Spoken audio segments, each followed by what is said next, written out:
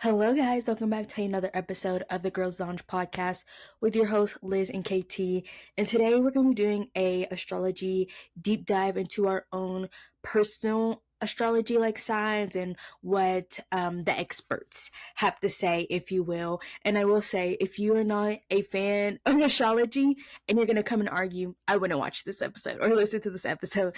But we're just here for a good time, not a long time. So, that's the theme for today. I'm really excited. So, yeah, but without further ado, we're going to get into our life updates. I literally have like nothing to say except I started grad school, just finished my first week. Very tiring. Definitely takes up my whole day, which is like, duh, of course it is. But honestly, I'm not going to say, I don't want to sound like, I don't know how you call it, like pretentious in a way, but so far, it's not feeling too different from undergrad. Like, I know I have two other friends who are in grad school, and they're like, oh my gosh, like, it is so much different from undergrad. But for me personally, I just haven't, like, I'm literally learning the same stuff I did in undergrad. So we'll see if it takes it a step further, but so far it's like the same stuff. So I don't see myself struggling with in terms of like, knowing the material, but I'm just like, hopefully it's worth it because I could have, saved money, I guess. But I'm just glad to have my master's either way. And I will say, I 100% recommend going to grad school either like right after you graduate undergrad or like a semester or two after, because I like have classes with people who are like, some people are parents, some people are married, some people, most of them have like 9 to 5 jobs. And I'm just like, I could not imagine like going to work and then having to come back home and do homework, which I do know a lot of people's works do pay for their school, but still, I feel like that it's still like a lot. So it is a good thing they get it for free. But yeah, it is a lot. So I'm really glad I'm doing it now. I already had a little moment of feeling overwhelmed, but I journaled about it and I feel better about it. I just need to be better on, or not get better on, but just like continue getting into a routine with it and knowing when it is best to like do my homework, take time for myself, things like that. But yeah, first week of school, grad school was pretty good. And my little life update first. If you guys are watching like the video format, you might notice I have different glasses, and that's not because I got new ones, but because I can't find my everyday glasses. I didn't misplace them. I left them in the living room, and then the next day, they're gone. I've looked everywhere in my house. I looked inside the couch cushions, flipped the couch upside down, and my glasses are not turning up. I think my mom thought that they were my brother's and she might have like grabbed them and misplaced them, or somebody else misplaced them. But I'm currently using like my nighttime glasses, which like I like them, but they're a little bit loose on my face because a while ago I kind of sat on them one time. So hence why they're like my nighttime glasses. They sometimes like slide off my face a little bit, or they like rest a little crookedly. But hopefully maybe next time I record I have my everyday glasses back. If not, I'll just have to adjust to these. But my other little life update, which is like, kind of like not to Debbie down here or anything, but last week the reason that we didn't post was because my grandmother passed away. So I went to Mexico for a few days, feeling those emotions all over the place, but like we're back. And honestly, this is very therapeutic for me, like talking on the podcast and talking to Kennedy, a little distraction from like emotions and feelings I've been feeling this past week. And on another note, I'm back on my gym grind. Well, minus last week where, we had a little switch up in scheduling, but I'm going to get back on my gym grind this week. I started doing a little easy, like 1 mile runs and then going to the gym too. So kind of starting to make that routine a little bit. Hopefully I like start sticking to it and it becomes a consistent thing in my day. One, when you like first got on the call, I was like, Elizabeth looks different for some reason. And now I know it's the glasses. I was like, something looks different, but I can't like put my finger on it. So that's really funny. No, yeah, like I'll wake up in the morning and I'm doing my outfits and I'm not used to having like black on my face because my other glasses are brown. So it took me a little bit to get adjusted to it too. And then second, I thought this would be good. Honestly, I didn't know if you're gonna bring up your grandma. But I sent this quote to Liz and I can't remember it, which I'm like, I probably messed it up a little bit when I sent it to her as well, because it is like a longer quote. And I was like, I'm not about to look it up. But there is another one that I remember that's shorter, so hopefully this can help people if you're going through losing someone very close to you or a family member. And it was grief is the price of love. And I feel like that was like the same thing I sent to Elizabeth, but just shorter. So I think that's a really good quote, and it really encapsulates what grief is and what it feels like. So hopefully that helps. Yeah, Kennedy sent me that quote. Like she said, it had a little bit more words to it, but that's like the gist of what it was. And honestly, like in the moment, that felt like very just like a breath of fresh air, because I know like when you're going through those feelings, it's all like you're feeling really sad and very emotional, but at the same time, just like looking at it in a different perspective, excuse me, like putting like some joy to it, I guess, really like just made me approach the grief that I was feeling a lot differently. So I think that's a really good quote. So now we can get into our faves of the week. So mine have just been my octo buddy and coloring. So I got an octo buddy if you're watching on YouTube.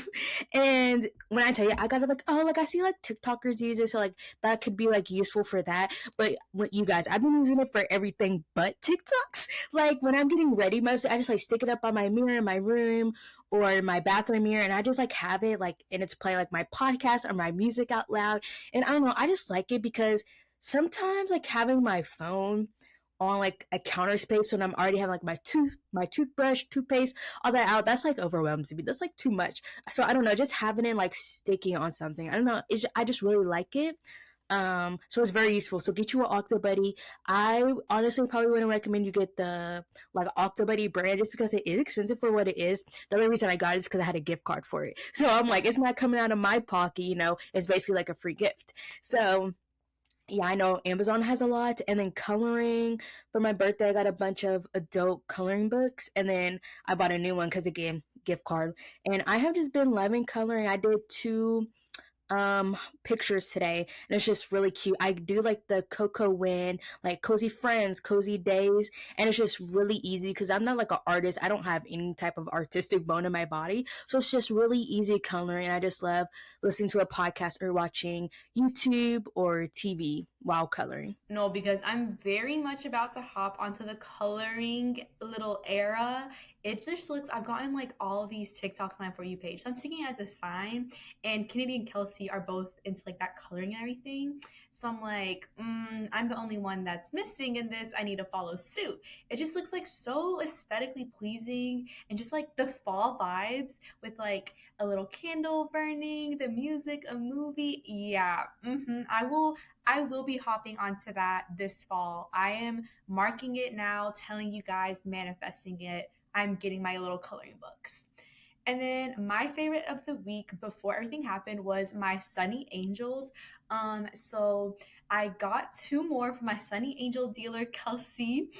I got a sweet treat. No, hold on. I'm like looking at them because they're beside me. Oh, okay, yeah, I did. I got a sweet treat one, and then I got a snack series, and I am obsessed with them, you guys. Like, I truly understand the hype. I know everybody's like, you're just like wasting your money on these little trinkets. But no, you guys, like, you don't understand just the emotion of like looking at what you can get and opening it up. It's just so much fun doing it. And honestly, I feel like it's such like a little girlhood thing. And let the girls have what they want, judgment free. Let us collect our little trinkets because I am obsessed with them. It's funny because I actually just opened a Sunny Angel today, and I was like, it's funny how growing up, all we wanted to be like, I mean, we're so young, but growing up, all we wanted to be was older. But then I feel like everyone, just like collectively in their early 20s, as we're getting older, we're really just reconnecting with our like inner child like self. Like coloring is a big trend, and trinkets with the Sunny Angels and stuff. But yeah, it just is really fun, like just the whole process. And I really want a Sunny from the sweets package because they're so cute. My dream series right now is having a rainy day one. They are so cute to me with their little like rain boots and the little raincoat. Like, please, I need them to come back in stock at some point so I can get my hands on one. But trust, I will be having to purchase some more. Yes, the rainy day is really cute. I really like the marine series, and then I can't think of the exact series, but I know there's a series where the Sunny, like one of the Sunny choices, they're reading, and it's so cute. And it probably was like a special edition one to be honest. But like, hopefully they bring something back like that in the future. No, because I really need there to be a little Sunny Angel store somewhere closer to us. But in the meantime, we have our little Sunny Angel dealer, and in her we trust. Exactly that. And now we're going to move on to even more exciting news that's just as exciting as when you open a Sunny Angel for the first time, and that is Formula One. Welcome back, the Girls Lounge Sports Corner. We have been waiting. We have survived summer break, and we had the Dutch Grand Prix, and you guys, it was so good. Okay, so first of all, pre-race news, which I thought would still be interesting to talk about, is Cadillac, which will be the first American Formula One team, announced their drivers, and it is going to be Perez and Bottas, which I just thought, haha, so ironic that America has a Mexican driver. Like, yes, period. Love it. That's exactly what we need. And the headquarters are being built in Indiana too, which if you remember the IndyCar fiasco, that's also like some tea too. But I'm just so excited with that driver pairing. I know a lot of people are like, why didn't they take two rookies? And like, I kind of like got that as well. But as I was listening to my other podcast, it makes sense for a new team to have some veteran drivers to just kind of figure out their place in Formula One, and help get the building blocks in place before in the future they can get some rookie drivers. Yes, I saw some clips of some podcasts on TikTok talking about this, about how a lot of like the trend within like recent years of Formula One teams is taking on rookies instead of people who have experience, but they're kind of like going in a new direction, which also just kind of like symbolizes it's a new team, like they're not following like the norms kind of, which I like. And it does make sense because I mean, like they're coming in way behind all these other people, you know? So you want to have like a little boost with someone that kind of knows what they're doing. Not that the rookies don't, but the professionals know more. Yeah, and they can like help with like the production of the car, telling them like, oh, this what feels good, what doesn't feel good, because they've had the experience, especially with the new regulations coming up. And then the fact that it's in Indiana, I kept on seeing TikToks about this, and I was like, is this real? Are people lying to me? That's crazy because I don't know exactly like how close it is to us, but Indiana is like a neighboring state with Kentucky, so hence it's closer than other places, which is kind of like crazy to just think about. Yes, I'm excited for a new team to represent, and I'm gonna manifest that me and Elizabeth get invited for a tour, and they want us to post about it on socials because we would love to come. Exactly. Suddenly I'm super into Cadillacs. And my dad has a Cadillac, so Cadillac literally sponsor us. But that's all we have to say for that. Now we can get into race talk. So because we didn't have an episode last week, I'll tell you guys who our drivers were. I had Franco Colapinto and Lance Stroll, and Elizabeth had Lance Stroll as well, and Yuki Tsunoda. And it was definitely an eventful race. It was. Honestly, nothing of note for quali. I didn't have anything for note for quali except Stroll crashing, which I knew I had him. Well, I knew both me and Elizabeth had him, so I was like, great, great.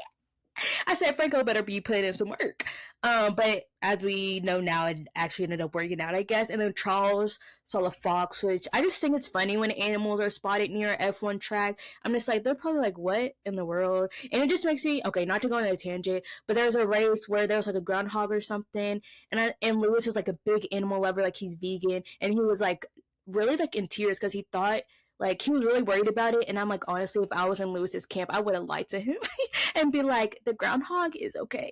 Exactly. That's one of those moments where it's okay to lie. No, for real. But getting into the race, my 3 notes were chaos. The first lap was the what's the word I'm looking for? What's that word where it's like it always happens? Like, of course. I'm like thinking. It's like at the tip of my tongue. The not iconic. I feel like our brains are both working.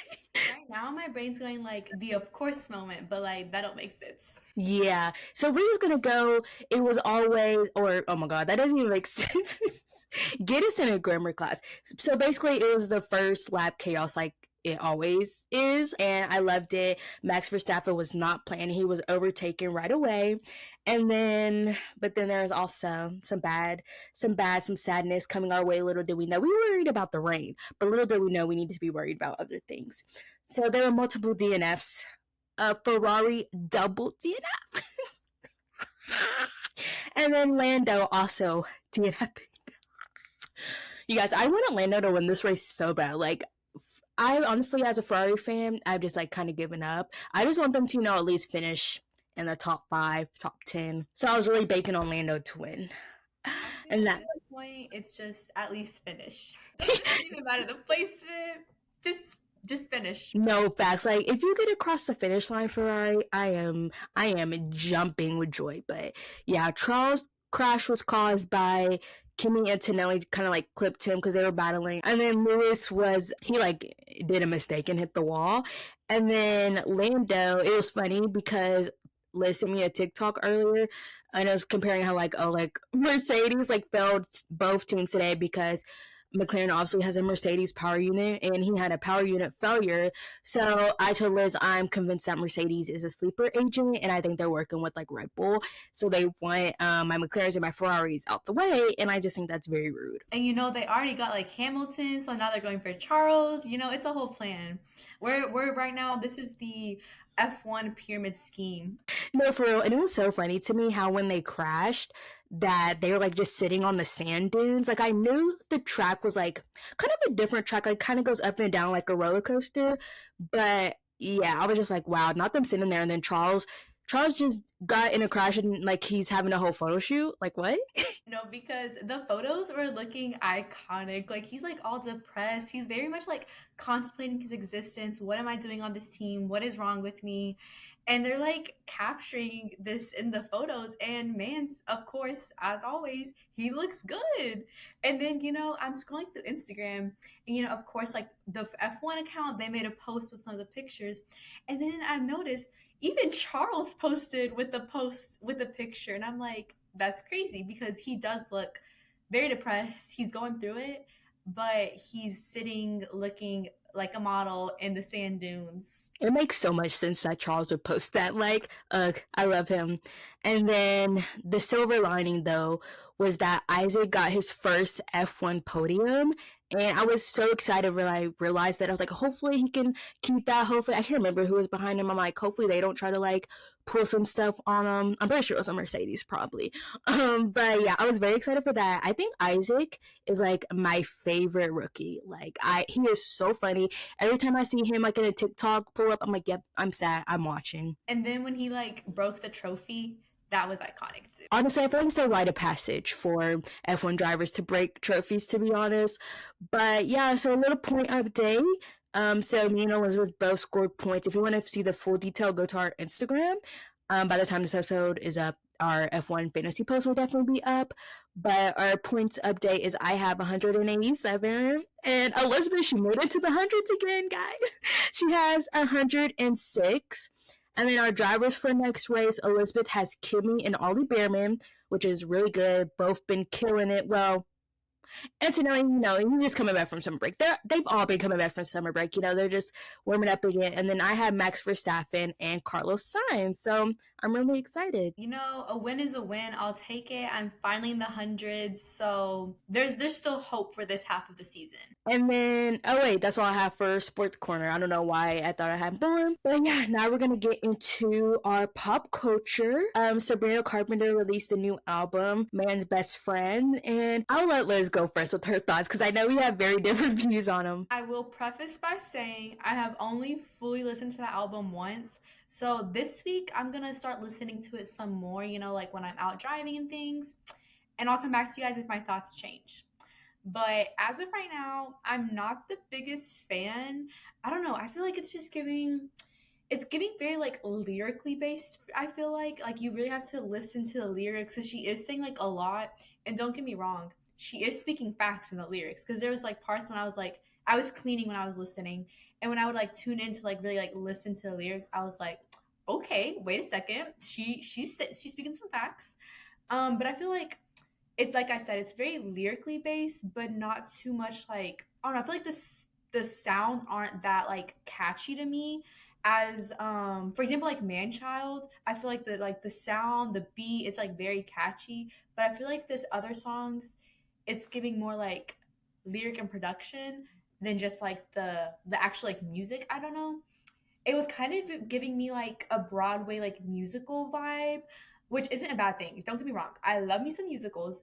I just feel like I was imagining like a TV show playing out, and like I could very much like picture them like a movie and they break out into song and they're singing these songs. Like that kind of vibe is what it was giving to me. Yes, and I definitely get that. And like honestly, even I like have just now come around with musicals. Like I really was not a musical girl.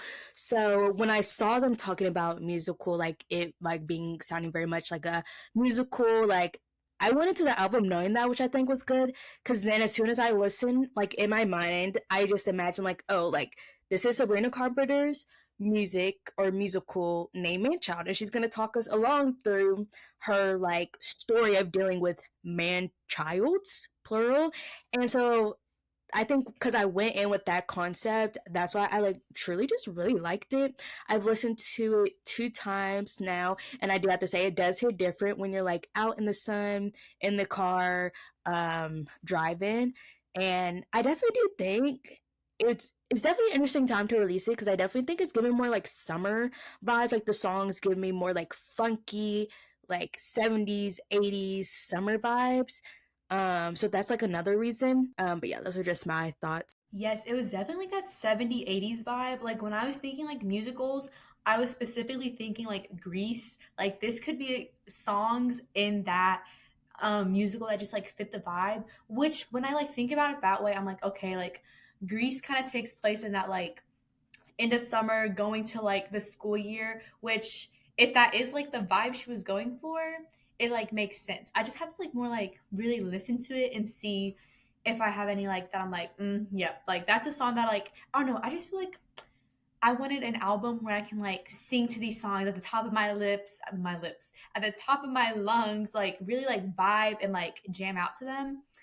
But I don't know. Feel like I'm not getting those like catchy lyrics yet. Yeah, I feel that. Even though I do like the songs, I definitely do think they're not necessarily like scream at the top of your lungs. They're more like, hyper pop dancing music. And, or wait, Liz, do you have something to say? Oh, I was just gonna say that like I feel like that definitely does kind of fits like her like vibe of the like just the way that she like presents herself and like she's like dancing and like swaying her arms. Like it makes sense for her at the same time. Yeah, and I'll give my like top songs, and then I'll give you like my top two out of that list. So honestly, when I heard Man Child, I didn't really like it when it first came out, but I feel like over time it has grown on me. So I like Man Child, of course, Tears, My Man on Willpower, We Almost Broke Up Again Last Night, Nobody's Son, When Did You Get Hot, which had to grow on me. The second time I listened to it I liked it more, and then House Tour.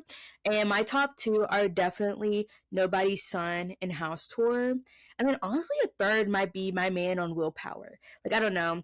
I feel like especially House Tour is more kind of like what I'm referring to when I talk about like the old school poppy, just kind of like, you know, very like fun songs. I'll definitely be listening to it though and come back with further thoughts. Maybe I have a favorite song. And now we're gonna get into what we've been watching. It seems like we both have been watching some stuff, so that's good. Honestly, I wanted to come this week with more stuff to talk about for this section, but I just haven't been on my grind. But I promise you guys next week I'm gonna have a lot more to talk about. But I'm still watching Stranger Things and Desperate Housewives, of course. So good. And then I started the McBee Dynasty, which is like a reality show about these farmers in Missouri, and it is so good. I thought it was gonna be more about like the drama and like the struggles with like owning a farm, especially nowadays. But like no, these country people are messy, and it's just so good. Like I'm on season 2, and like I don't really believe in spoilers when it comes to reality TV, but if you do, like, skip forward. Like, Liz, this is the tea that's happening on season 2 right now in the beginning. So basically, you have like the dad, the patriarch of the farm, Steve Jr., and he is like a womanizer in his 50s because he just got a divorce. He has 4 boys who are of course all fighting over like, oh, like who's gonna take over the farm when he like steps down. And this guy, he literally, so he when he was with his wife, he had a house cleaner, Galina, who he ended up basically having an affair with, and then she ended up being his new thing. But he was always like, oh, like I don't want to make it official, so he was like dating other people, having intercourse with other people, had her like in his house, and then he basically traded her out in the next season for her best friend, who was also another Russian girl. So yeah, and so there's drama with that. I'm pretty sure she like messes with the new girl's car. Oh, and let's not forget one of his side pieces crashed Galena's car in the first season. Like it is a mess, and like the sons and like they, girl, guess where their favorite place is to vacation? That's not too far from us. Not too far from us. Like it's not in Kentucky, but Alabama. no, closer. Thank you, huh? Yep, they love Nashville, and like it's crazy of how rich they are. Like I'm talking about, they have a house in Nashville. And he's like, and he like lends it out to like his side pieces. He was like, yeah, if you want a key to my Nashville house, like yeah, go take your friends. Like it is crazy, and it is so good. You know, it kind of makes sense to me that their favorite place to vacation is Nashville because they're probably going to that party scene. They're probably getting some more girls to hook up with. And mind you, like all the brothers, you see how their dad is. Their brothers are like just as bad. There's only one that's in a committed relationship, but like one of the boys, mind you, he's like older than us, and basically he was like, I should get a round of applause for basically not cheating tonight while out in Nashville. Like that's how bad the boys are. Yeah, when that should be the norm, the standard. exactly. So that's the McBee dynasty. You guys should definitely watch it if you like reality TV like me. And then the other day, I actually watched this documentary on Netflix called Unknown Number, The High School Catfish, which Elizabeth, you need to watch this. It's only an hour and a half. And I'm not going to go too much into it because I don't want to spoil it because the reveal of who it is like, oh, like I knew it going into the movie or into the documentary, but I wanted to see more of the motive. But like even after watching it, I'm like, what is the motive? But long story short, these like 13, 14, 15-year-old teenagers who are dating start getting these like horrendous text messages from this like anonymous number. Like I'm talking like harassing, stalking, some even sexual, like various like intense unknown text messages, and it carries on for like about almost 2 years or a little over a year, something like that. And just it just goes through like, oh, here are the different suspects we went through and all that, and the reveal, it's crazy. No, because I'm very much like getting into that fall vibe of like the spooky, of like the thriller mystery. Definitely gonna have to add that to my list to watch ASAP. And then for my what I've been watching Stranger Things. It's become my like gym show. So I'll be like when I'm on the stairmaster or like walking and anything, that's what I'm watching. Definitely I'm like, wow, I forgot like how young these kids were in season 1, and just a lot of like what happened in season 1 too, because I was texting Kennedy and she was also like thinking this too. We were like, wait a second, they like find Will in season 1. I could have sworn that happened in like season 2. So I'm like, what was Will doing in season 2? Because I very much don't remember him at all. That's what I've been like kind of watching. Hopefully, I can finish it before the new season comes out. That's the goal. And then I finally finished Wednesday. Um, I do have some thoughts on that. I don't know. I feel like the season was just kind of like a little bit all over the place. The last like 10 minutes, yeah, that's like the Wednesday I was looking for. So I'm very intrigued. I think season like part 2 drops this week, I'm pretty sure. So I will be binging that, and hopefully we like get back on track with the plot. And then the other thing I've been watching, you guys, K-pop Demon Hunters. I am late on this, and it is so good. It is so good. I have watched it 2 times now. Very much. I watched it with my brother on our flight to Mexico on the way there, and right before our second flight took off, I like immediately downloaded the soundtrack. I'm so surprised it like downloaded. I was literally sitting on the plane and I like hit the download button, and I have been listening to the soundtrack nonstop. Is this an animated show, not show, animated movie meant for the kids? Yes, yes, it is.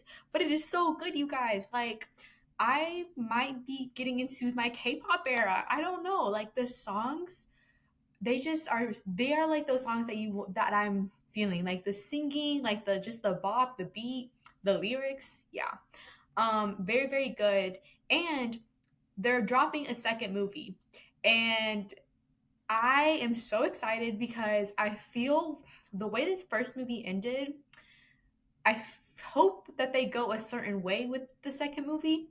and my fingers are crossed. It does come out in 2027 apparently though, but I will be patiently waiting and in the meantime listening to the soundtrack. Yes, I hope to watch that movie tomorrow. I've only heard good things about it. And, you know, honestly, I think the older people are watching this movie more than the kids. Like, that's all I see on TikTok of, like, older people. Like, talking about, I saw a comment, and the girl was, like, either 26 or 36 talking about she loved the movie. I was like, period. Yeah, I hadn't even like known that it was really a thing until I was listening to Remy and Alicia's podcast and they were talking about it and I was like, wait a second, I need to get on this.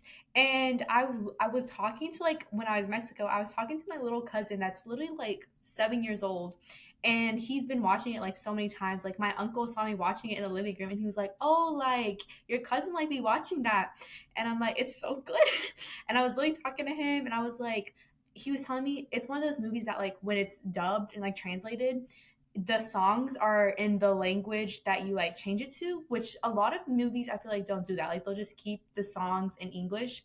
Don't get me wrong, the songs are better in English, but I was very much like watching it just to like see. And yeah, the movie, it deserves all of the applause, all of the clout that it's getting. And now we're gonna get into our the summer I turned pretty segment.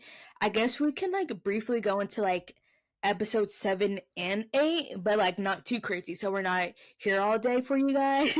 But yeah, honestly, at this point, I can't remember what happened really in episode 7 except for the end. I know one of my notes was they played Apartment by Wallows, which is iconic. If you know, you know. That was my top played song, I'm pretty sure, last year. And then all anyone could talk about was the love confession at the end. Yeah, episode 7, was that the episode that we watched together? Yes. Yeah, we watched it together and we chose such a good well, we didn't even choose. It just so happened to be that episode. You guys, the confession. The trauma that was that, let's just say when episode 8 started, I skipped the recap. I couldn't put myself through that again. No, that is so real. Like, I wanted to punch Belly so bad because like Conrad's like the hurt on his face, and it's like Conrad does nothing but put other people's feelings in front of him, but the one time he's like, oh, like I'm gonna speak up, speak like mine, she wants to just like pop out on him. And I don't understand. I don't even know what she was on. Like she was mad at him, but I'm like, I don't know. I think I kind of like blocked it out of my mind. So I can't really like comment on it, but I'm just like, girl, why are you mad? Like, you know, you want him. And I think that's part of the reason why she crashed out on him so bad is because like she knew she wanted him, but she was in denial. No, because that part, Belly, I swear, she like never wants to accept her emotions, never wants to accept what she's feeling, and so she takes it on everyone that's around her. In this case, Conrad. And I feel like Kennedy said, Conrad this whole entire show has always been putting other people's like emotions or like other people before himself.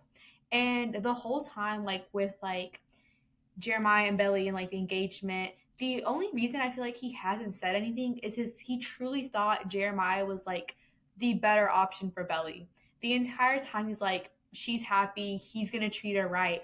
And when he finally finds out that Jeremiah has not been treating her right, he pops off and he's like, okay, that's enough. I'm putting myself first.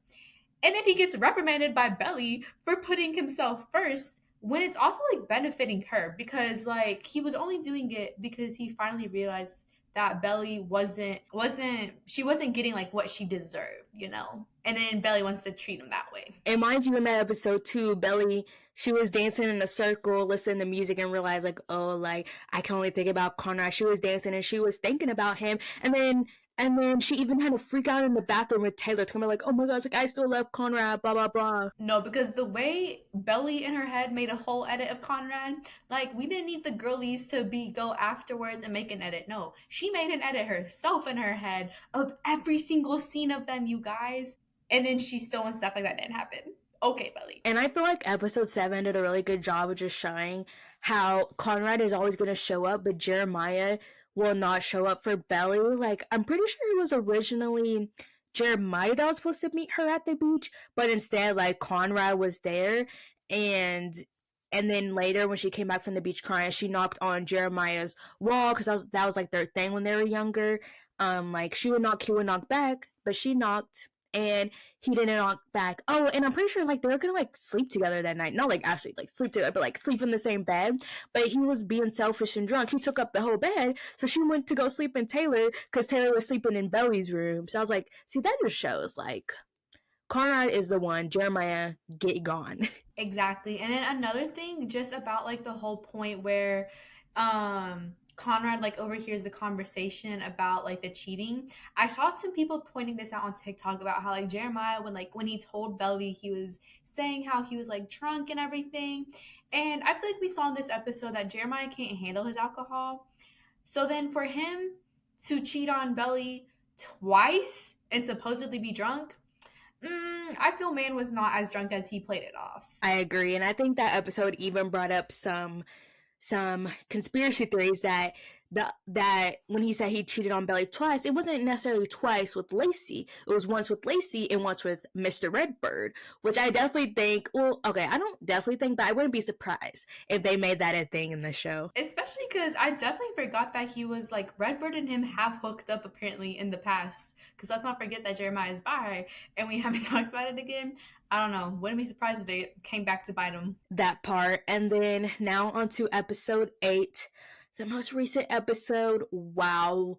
You would think we like me and Liz went to a new level of hating Belly in episode 8. Like Belly was such a beep. She was so rude. Her and Taylor to Conrad, and especially Taylor, like, girl, you are surely one to talk, and Belly too, you're one to talk as well. Like, girl, yeah, they just made me so mad. I'm just like, you guys are so selfish. You guys don't even know what Conrad did for you guys to get this whole thing together. No, because me and Kennedy are Belly's number one haters. If Belly has no haters, something has happened to us. No, because she like actually made me so mad because this entire episode, she's like aware that Conrad's still in love with her, and she's still like not addressing it, like she not addressing it. She's going about like nothing happened, but she can't even look at him. I feel like that's a sign. If you can't even look at him, that should be a sign that like you kind of feel something for him too. And then Taylor, I was watching, and then of course Taylor going with her bad advice as always, coming for Conrad, telling Belly. But then I will say she had her moment of redeeming grace when she told Belly to like call it off or whatever. But let's emphasize the moment. She had a moment of redeeming grace because before that, the way she was talking to Conrad, I don't know why she was talking to him that way when she's also a cheater. Clock it. She didn't tell Jeremiah about Christmas, even though he low-key knew it, which that's a whole nother thing. But I wanted to quickly point out how this episode also showed how selfish Belly is, because she was like telling Conrad basically to like leave, never talk to us again, that type stuff. And I'm like, you're so rude. Like, you're just thinking about yourself. What about the fact that Conrad is also Jeremiah's brother? How do you think Jeremiah would feel if his brother / co-best man wouldn't be there? He would be upset, but you're just thinking about yourself and you just want to distract yourself from the fact that you still love Conrad. And then the fact that Belly always makes herself the victim every single time. She's such a pick me, and then like always victimizing herself. I cannot stand that at all. Like that is such a pet peeve. And just like watching her every single scene, acting like the victim, acting all depressed. Like, Belly, you did this to yourself. You could have called this wedding off and not put yourself through any of this. Heavy on the making herself the victim, low key. Like, obviously, we're not Jeremiah stands, but low key, when like Jeremiah was kind of like clocking her tea and like playing the victim in his way, I was like, period. You know what? I don't like you, but in this moment, I'm on your side in this argument because yes, Belly, stop thinking about yourself. But then a part of me was like, you know what? Maybe these two selfish people love each other because they're arguing about their like how everything is affecting them, but they're not necessarily like thinking about other people. No, because facts. In that moment, I really was like, they really do deserve each other. Jeremiah first, knowing about Christmas, and I feel like he did speak some facts when he told Belly like, you're just marrying me to like forget about him. But also you're doing the same thing by marrying Belly to like forget about the fact that she's kind of in love with your brother. So like they're both doing the exact same thing, which I'm like, y'all really do deserve each other. And yeah, I think that just really shows, because I know a lot of people were like, why didn't Jeremiah say anything about Christmas? Like he knew, blah, blah, blah. And At first I didn't understand like why Christmas was such a big deal, honestly. But as I like the story progressed, I was like, okay, yeah, Christmas is a big deal because she realized she's still in love with him. And it wasn't just like the possibility, but it was that like she still has feelings for Conrad. So it's kind of like it's emotional cheating, I feel like, you know? Um, but in that moment I was like, okay, like he knew, and then he went on and proposed. No, not even that. He did the fight. He like made the fight. He went and he cheated, and then he proposed. That made no sense to me on Jeremiah's part. But then also on Belly's part, her saying yes. Yeah, that was just what. And then my favorite part of that episode was, of course, the letters. I knew that was coming, and I was so excited. Just like the whole switch up. I think what happened was Susanna like mixed them up. I'm pretty sure, like putting them in the envelopes. And there's actually like someone like found the actual scene that happened in season 2 where they like flash back and she's like writing letters, and I think it's kind of like you see her in a hurry putting them in. But I was so excited for that because this whole time Belly's been talking about this is what Susanna would want. No, baby, it's not. She knew that Conrad and Belly were meant to be. I thought it was so iconic when Jeremiah is reading the letter and he's like, "This wasn't for me. This is for you." I was like, "Oh my gosh." I am curious to know what Jeremiah's letter says though. And just to see like when Belly's gonna realize what the letter said, because at this point Belly doesn't know what Susanna wrote. I agree. And I don't even remember, did Belly open her letter in the episode? No, she didn't. She kind of like took it, and at least we didn't get a scene of her opening it. So I feel that she might open it like on the plane or something. I don't know. Ooh, that's some real tea. And I know Jeremiah punched Connor, and I was like, I know there's another punch coming. We saw it in the trailer. And there it happened. I was like, Jeremiah, he always resorted to violence. He punched Conrad in season 1. Now he punching him again. I'm like, sir. And this is another reason why Jeremiah is just not the right choice. Genuinely, if someone is Team Jeremiah, I'm scared of. Especially if you're Team Jeremiah at this point in the show. But some concerning signs, you guys. And then another thing I wanted to bring up was, a little sad moment. The Denise and Steven. I had some hope. There goes Kenny rolling her eyes. I had some hope. I know that it wasn't going to go anywhere, but I still held on to some hope. I will say I liked how they played it out, how it was Steven, like, I didn't want them to put, like, Steven choosing. I did like how they made it, like, they have good friend chemistry, but they didn't have, like, the romantic chemistry. So I like how they played that and how they're still going to be friends because I really do like the friendship dynamic that they have. And I guess Taylor has had some character development. I don't know. I still feel like I don't know. I feel like I know they're going to end up together. So I hope in these next few episodes we get, since, we've been getting so much about all these side characters this season, I hope we get also some character development because at this point, I really don't want Steven and Taylor together. So she better get some very much character development in order for me to ship them. I think we're going to see them together, like, probably not until the last episode. I feel like that's what it's going to be like for everyone that's kind of in limbo at the moment. We're going to see, like, a lot of self-growth, development, time jumps, all that type of stuff, and then we'll see the ending couples. But yeah, I knew the first time that Denise and Steven were going to kiss, and then it got interrupted by Taylor's mom. I said, oh yeah, Jeannie Hahn is not making this a couple. And we are going to be very much patiently waiting for these next 3 episodes. The fact that we got a little like mini trailer for them, yeah, I am sad more than ever. And just the ending where we get the Dear Belly, yeah. I will be sad. Like, that's all I have to say.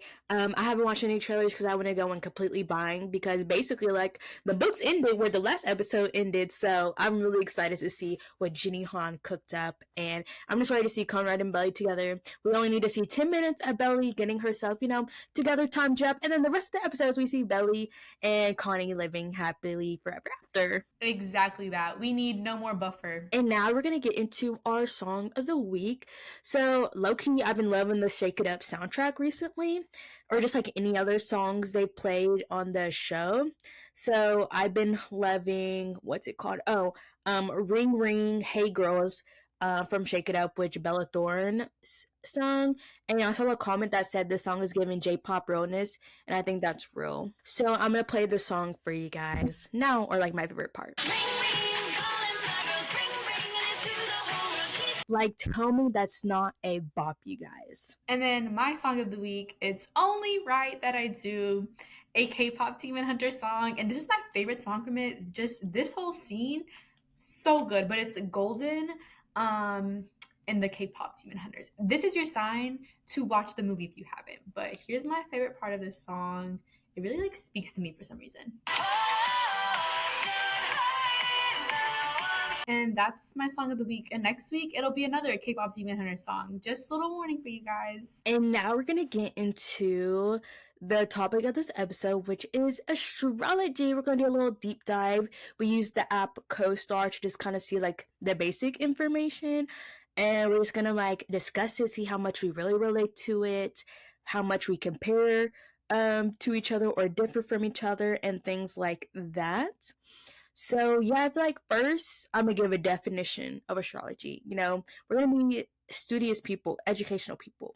And if you didn't know, astrology is the study of the movements and relative positions of celestial bodies interpreted as having an influence on human affairs and the natural world. So astrology is not necessarily what you see on Instagram where it's like, if you're a Leo, you are blah blah blah. If you're a Pisces, you're a blah blah blah. And it's like I picture like Kendall Jenner in the background. Like, you know, they were just kind of like meme stuff, I guess. It's not like really real, but like astrology, I feel like it gets kind of like a bad rep because people just think it's like that when it's like it truly it's like a full like study. Like there are people who like research this stuff. But yeah, I feel like this will be a good segue into just like our personal views towards astrology. So I'll let Liz take the floor. Yeah, so I don't have like a lot of like knowledge of astrology. Like Kennedy said, I know kind of like I get those like TikTok people where they're like, oh, like right now, like something's in Mercury, it's retrograde, and like this is gonna happen to you, like your sign. And then I'll like skip through and I'll like go to the Aquarius and like listen to what it's saying, and like that's it. I've never like really looked into my sign that much into like the rising and like all that other stuff with it. And when people like talk about it, I honestly like don't know what that means. Like, what do you mean I'm rising in something, you know? But it is something that like definitely like brings my like my attention, like comes to it, kind of like it draws my attention, because when I have like read on my sign like a little bit, very like briefly, just kind of like, oh, you're an Aquarius, like this, not like deep diving too much into like your rising and like how that affects everything. I have felt like it is like, I'm like, dang, why is this calling me out? You know, like I feel like I definitely relate to what it's saying about like my sign and everything. So I do want to kind of like get into it a little bit more. And when we were like kind of like prepping for this episode and everything, this app that Kennedy that said that we're using, the CoStar app, I definitely recommend if you have like no knowledge of your sign and everything, because it gives a like really good overview. And then it also has like kind of like daily stuff about it, because it is always like changing, or things are changing with it. Like some things are like more heightened from my understanding. But yeah, I don't have like too much knowledge about it. I'm very much like a newbie in all of it, but it is something that I'm like drawn towards and just like learning more about. I don't know if I personally like full on trust in it and like, okay, like this is what's happening, like only this is true, you know, like that kind of trust in it. But I do think that it is nice to like kind of like just kind of look into it and see like what it's saying. Yeah. And for my views, I'm going to try to explain this as articulate as I can. But I would say I have very similar views to it as Elizabeth. I mean, I feel like my friends probably think I know more about it than I do. But, you know, I just kind of know the basics. Like, okay, I'm a Leo. These are my houses, my big three, and that's about it. But for me, I know it can get a little sticky when it comes to like religious people and believing in like astrology and manifestation. But just my personal belief in it is, to me, God is the universe. He made the universe. I mean, that's in the Bible. He gave us light. He created this world. We are all his creatures. So it makes sense to me that in a way we are all connected together. If that makes sense, like we are connected to the universe and everything. So like kind of makes sense, if you know what I mean. But I do not live by astrology, if that makes sense. Obviously I do like see some of its takeaways and I think they're really interesting. But again, I'm not like living by it like the Bible or anything, but I do think it's really interesting. And I too would like to more to more to learn more about it. And yeah, I had CoStar deleted, but I'm like, wait, I may need to like continue using it, like use it again like I used to. But yeah, those are just my basic thoughts about astrology. Yeah, I think Kennedy worded it really well, like living by it. That's like I know some people like really like strictly do live by it and like to each their own. But I feel like me, I don't know. I don't think I could like full on put my trust into like that. But I think it is nice to just kind of see because sometimes I'm like, this is speaking facts. Like I definitely feel this today. I'm definitely feeling this. But other times I'm like waiting for this to happen and nothing happens. You know? I agree. And then sometimes I like hear things where it's like, oh, like on TikTok, like if you're a Leo during this month, I'm like, I do not connect with that at all. So it really just is kind of like you take from it what you can relate to. And then if you don't like take away the other things, then it's just like whatever. No, because I always get those, and I always get it when it's like Mercury's in retrograde, and it's always like Aquarius, like this is your month. Oh, my like mic muted. And it's like Aquarius, this is your month. Like love is coming for you, or like this thing is coming for you, and nothing happens. No, I was gonna say I think TikTok has told me my soulmate is coming for me for the past couple of years, and I'm still single, so That part. but yeah, first we're just gonna get into like our signs and how it just relates to us. I think it would be like easiest for us first to get into our big three. So I guess we can like say them and then like go into a little bit of detail on what like the app tells us it means for us. Yes, and then like when we say big three, for all of those who like are new to all this, it means it's whatever your sun is, which from my understanding, your sun is your main sign. And then it's whatever your moon is, and then whatever your rising is. Those are like the big three. So I can go first. So my big three is, of course, I'm a Leo, born on August 15th. My moon is Aries, which is funny because my dad is an Aries. And then my rising is Pisces. So the app just says, Sun in Leo, the sun determines your ego, identity, and role in life. It's the core of who you are and is the sign you're most likely to already know. Your sun is in Leo, meaning you are fundamentally bold and proud. You love attention and to be cared for. You pay it back in kind with your charm and your ability to make people feel better when they're blue. You know what your skills are and how to use them. It's in your sixth house, meaning you feel the need to distinguish yourself from others through work, routines, and bodily health. I think that's like pretty accurate. I relate to most of this, except I've always struggled with this when they say like, oh, Leos, like they love attention. I like can say I definitely do in some ways, but like I feel like not in the way of like being attention seeker personally. I truly just love to be in the background most of the time. But yeah, I feel like most of this like I can relate to, honestly. Yeah, I feel like the things that you described, I could definitely see like some qualities that you have within that. And then for mine is my son, of course, my son is an Aquarius, and my like first two like little description sentences are the same as Kennedy. So I'll just go ahead and get into where it switches up. So it says, your son is an Aquarius, meaning you are fundamentally unconventional and anti anti. Hold on, I'm confused. It says an anti period. Comfortable dissenting or straying for the norm. Your intellectual talent of abstraction is oriented towards pushing the boundaries of what seems reasonable. You carry a lot on your shoulders and have a need to fight for the underdog. It's in your fourth house, meaning you feel the need to distinguish yourself from others through your home and family. And I feel like I definitely like do relate to this. I feel like there's some parts where I feel I'm like reading like the pushing the boundaries. I feel like I'm at the point where I'm like kind of like not straying from it, but kind of like ignoring that part of me, you know? But I definitely do feel like I do relate to like a lot of what it said, especially the like carrying a lot like on your shoulders and like fighting for others and everything. So I feel like it's pretty accurate. Yeah, and I feel like especially when I heard that, I was like, yeah, that's Elizabeth. And especially fighting for the underdog. Because I remember once, like in college, you mentioned like, oh, maybe being like an immigration lawyer or working in that type of field. I'm like, that's definitely Elizabeth. And especially like you are close with your family. You talk about that a lot. Like you love to be home.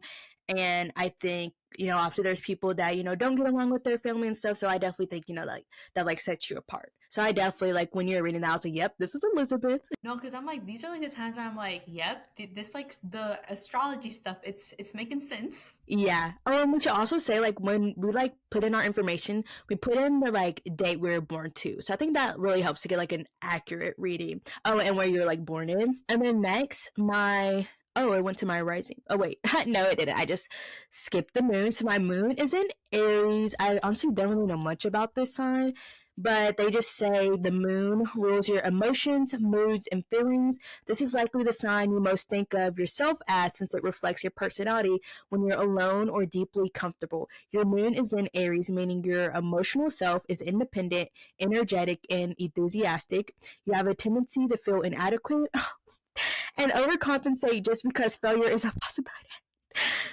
It's in your first house, meaning you find security and safety through yourself and self-image. Why is it reading me? I like haven't read through past my son, so this is a surprise for me. And because it's your first house, your moon in Aries is hyper present in your personality, which makes sense because I feel like I've just recently have come to terms with like, oh yeah, like I am a Leo, but I've always felt like growing up, like I don't really fully resonate with being a Leo. So it makes sense now. And it was talking about how like that's where you get like you feel most of your personality, so it makes sense, Kennedy. I know, wow. I like have chills.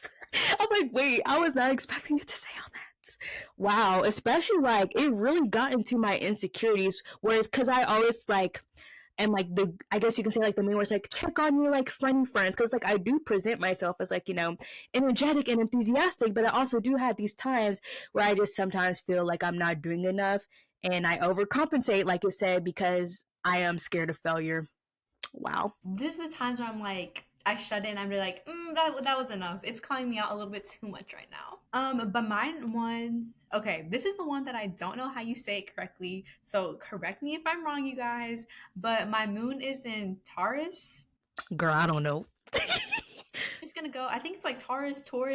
Yeah, the T. Yeah, something like that. Yeah. So it says, like Kennedy also, this is all gonna be a surprise, but it says, okay, your moon in Taurus, meaning your emotional self is very romantic and sentimental. You are deeply loyal to the people you care about and try hard to maintain security and stability within those relationships. Okay. You often feel powerless to fix messy situations, but your way of thinking through those situations is sensible and practical. No, because that's a little bit like too accurate, I feel like. It's in your seventh house, meaning you find security and safety through close relationships and long-term partnerships. Okay, I feel like it really like hit home on like every single thing that it talked about because I definitely feel the security and everything, like my like friendships and like familial relationships that I've had for like a long time. I definitely like feel the most secure in those, and I feel like I feel the most authentically. I present myself like more authentically in those relationships. I'm trying to like look back at what else it said. And then the like feeling powerless in situations. Yep. I feel like I'll like when I feel powerless, I've become very like I don't want to say pessimistic, but realistic. That's the word. I become like very realistic in like what can happen and what can't. So that definitely like explains a lot, I feel like. Yeah, that is literally you to a T. I'm like, wow, it is getting us so good. And like especially they said something like you being a romantic or something. Or like, yep, I was like, yep, that is Elizabeth. No, because yeah, it talked about being romantic and sentimental, and I feel like the sentimental part is something that like very recently or like more so in recent years it's something that I've come to like more to terms with because I feel like when I was younger, I didn't like present my like sentimental side, but I feel like recently my sentimental side has just been coming up even when I don't want it to unprovoked. And it's like sometimes like not even anything like super deep, but I just become like very sentimental and like my emotions are like heightened. So this like explains a lot for me. We're like, oh, we're learning a lot about ourselves today. And then for rising, they call it also like ascendant. So my ascendant is in Pisces. It says your ascendant is the mask you present to people. It can be seen in your personal style and how you come off to people when you first meet. Some say it becomes less relevant as you get older. It changes every 2 hours, so if it doesn't make sense, reconfirm your birth time to be sure. Oh, that's just stuff they put in there. I was like, what? Okay. Your ascendant in Pisces, meaning you come across as kind, dreamy, imaginative. I don't know. Sorry, it's late. Insensitive. Most of your actions seem subtle and non-aggressive, and you may sometimes come off as indecisive. Yeah, that's all it has to say. Let me see. Yeah, I mean, I think it's accurate, even though it gives you a lot less information than the others. Yeah, I definitely do. People just say like, "Oh, like you're so like," they always say like, "Oh, you're nice," da da da da, and sensitive. I mean, I am a sensitive person, but I'm like, I don't know how much I bring out my sensitive side to like new people I just meet, to be honest. And yeah, I'm an indecisive person. It's in my blood. So yeah, I definitely agree with that part too. No, like I agree. And then the part where you said like the changing every 2 hours, I was like, dang, Kennedy, you going through it over there. I know. I thought he was talking about the like because it says like your rising is like your mask. I was like, we're changing mask every 2 hours, but that was just some extra stuff they put in there. I was so confused. I was like, that explains so much. Just kidding. Okay, so then my ascendant or rising is in Libra. I know how to say that one, you guys. And it says, your ascendant is, oh yeah, the mask you present yourself. Okay. It can be seen in your personal style and how you come off to people when you first meet. Some say it becomes less, oh wait, can you say that part? Okay, here we go. Your ascendant is in Libra, meaning you come across as compromising, courteous, and fair-minded, though sometimes passive-aggressive. I do feel like sometimes I can come across some passive-aggressive. Sometimes it's intentional, though, I will say. You seem inclined towards balance in all forms, aesthetic, romantic, and judgment. I feel like I've never like heard that like the balance with those things, but I can definitely like see in like different situations how that can present itself. Yeah, I agree. Yeah, Liz. One thing about her, she's never been passive aggressive to me, but I've seen her be passive aggressive to other people, or have people read her message off as passive aggressive, and it really wasn't meant to be. But yeah, I'm like, yep, that is Elizabeth. I can't help it, you know? Exactly. Right, it's her astrology sign. You can start pulling that on people now. Oh, I just gotta remember that like why that happens. It's Yeah. memorizing this. And then next, let's see. Maybe we can go into our houses. Loki's like still kind of confusing. I don't really know how to read the chart if I'm gonna be honest, but I know like past like under our big three explanations, it has like a couple of our houses. So maybe we can go into like one or two of them since we're already like over an hour. But I was like, what do houses even mean?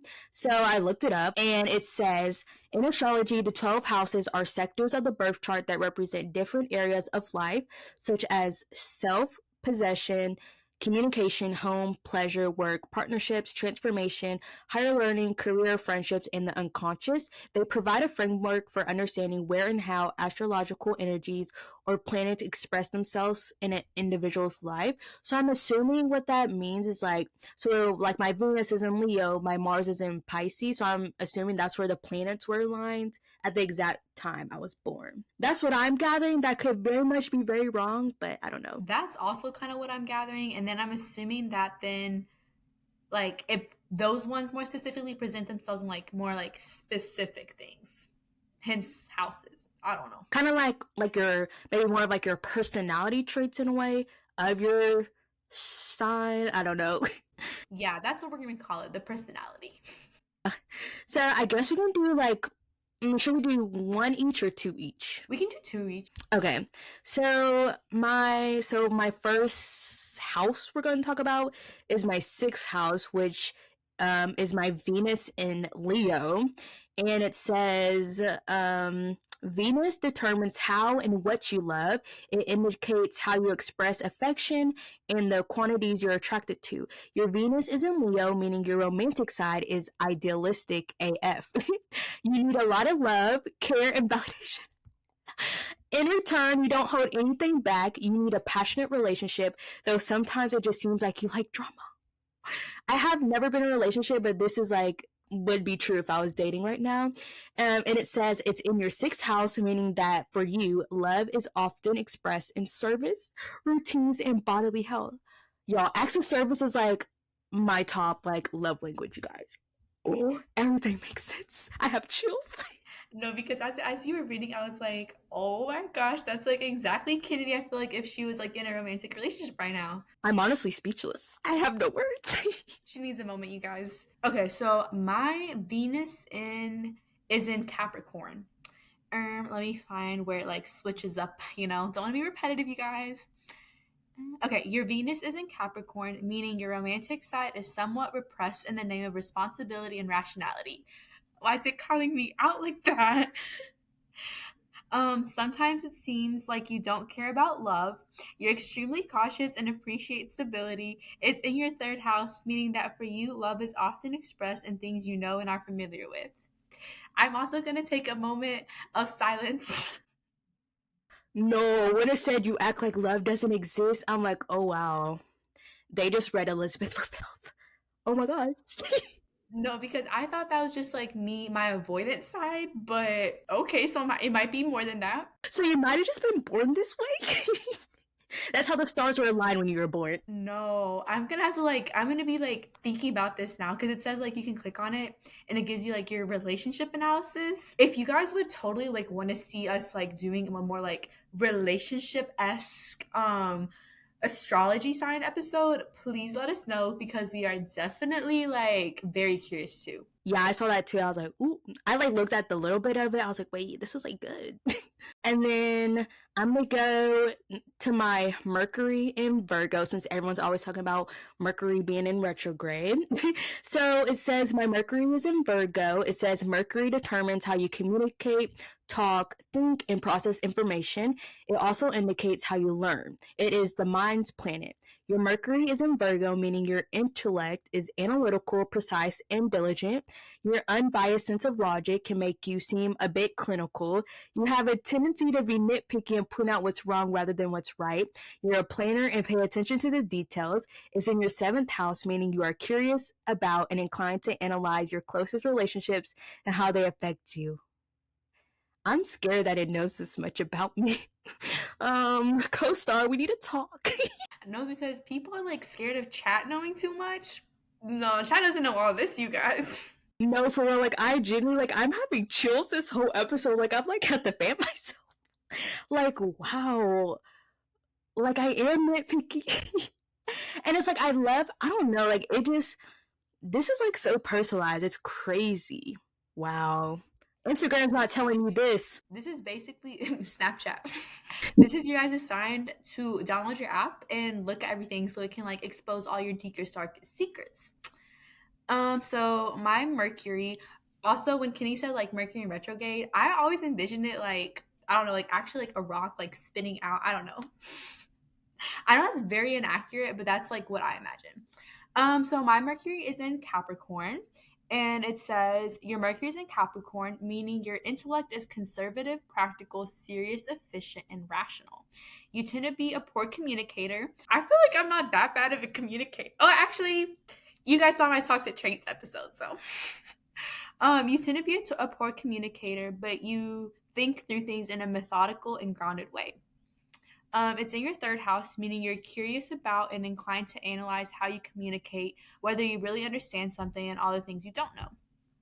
I feel like it didn't come from me as much as it came from Kennedy that time. Wow, I would definitely our last little bits were very similar about how we analyze friendships, and I definitely think that's something we definitely have like in common. Oh, I was just gonna say, I feel like you can definitely see that like in the conversations that we have, like where we're like, or like looking into stuff, even if it's just like our like celebrity people and influencers, we are very like, this isn't adding up here. So I think that does like make sense to like the conversations that we kind of have. I agree. So now that we have gone through our houses, thank you if you stayed this long because we are yapping, but it's like therapy. We're learning a whole lot of new things today.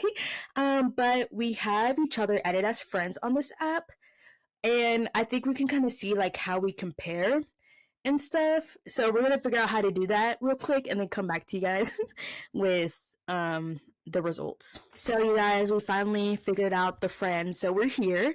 And so obviously if you need a refresher, I'm a Leo, Elizabeth is an Aquarius, and so this says that we are sister signs, a perfect match since your signs are exactly opposite from each other in the zodiac.